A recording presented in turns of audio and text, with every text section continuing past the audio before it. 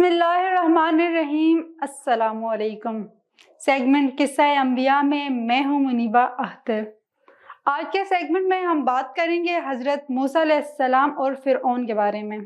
فرعون نے اپنی مغرورانہ سرشت کے مطابق حضرت موسیٰ علیہ السلام کی رسالت کا مذاق اڑایا اور حضرت موسیٰ علیہ السلام پر اپنا احسان جتلایا کہ اس نے ان کی پرورش کی ہے، مصری کو قتل کرنے کا طعنہ دیا اور آپ کے پیغام کو نظر انداز کرتے ہوئے کہا، اے موسیٰ، کیا میرے سوا بھی کوئی اور رب ہے؟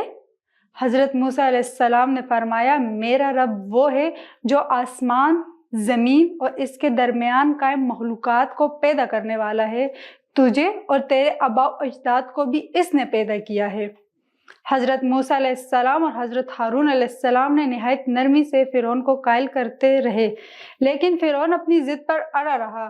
اس نے حضرت موسیٰ علیہ السلام کو پاگل اور مجنوں کہا اور رعایا سے بولا، میرے سوا کوئی خدا نہیں، میں تم سب کا پروردگار ہوں۔ ایک دن بڑے دربار میں فرعون نے حضرت موسیٰ علیہ السلام سے کہا، اگر تو سچا ہے تو اپنی نبوت کا کوئی معجزہ دکھا۔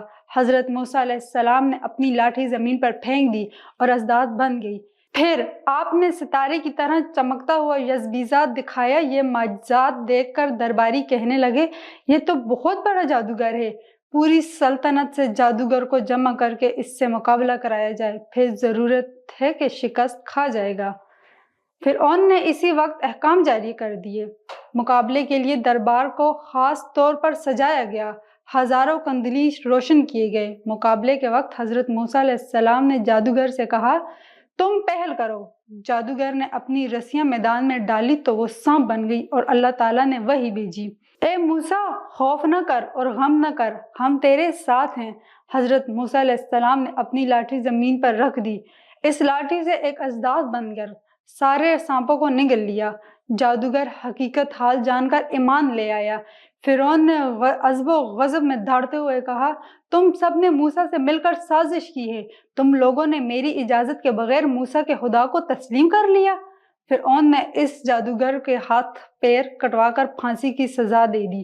فرعون کی سرکشی اور ظلم پر اللہ تعالیٰ کا عذاب نازل ہوا۔ اللہ تعالیٰ نے اس پر جوئیں مسلط کر دی، کھانے پینے کی چیزوں میں مکھیاں پیدا ہو گئی، زمین میں جانوروں کو ہلاک کرنے والے کیڑے پیدا ہو گئے، غلہ اور اناج میں گند لگ گیا۔ پانی میں مینڈکوں کی افزائش نسل ہو گئی، اتنے زیادہ مینڈک ہو گئے کہ انہوں نے پانی کو ڈھانپ لیا۔